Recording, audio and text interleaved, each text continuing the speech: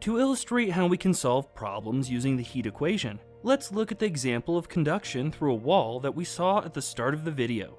It's a one-dimensional case with no internal heat generation, and we're only interested in the steady-state temperature distribution, so the heat equation ends up being quite simple.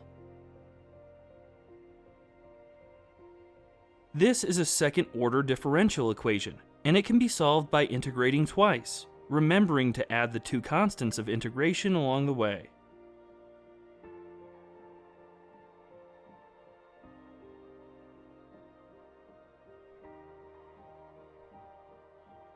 All we need to do to calculate C1 and C2 is apply the boundary conditions.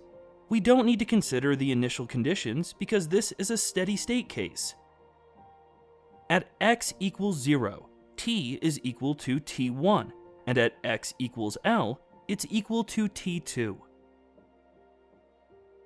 We end up with an equation that defines the temperature distribution, which is linear like we assumed at the start of the video.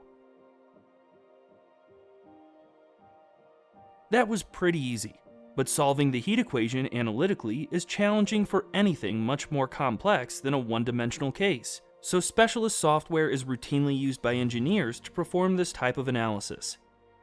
These tools use numerical methods to obtain approximate solutions to the heat equation. One way that quite complex one-dimensional problems can be solved analytically involves applying the concept of thermal resistance.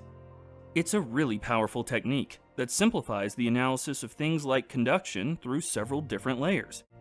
The video goes into how the concept of thermal resistance can be used to solve heat transfer problems, including those involving both conduction and convection, and how we can use it to understand the critical insulation thickness problem, the counterintuitive observation that increasing the thickness of the insulation around a pipe can increase heat losses instead of reducing them.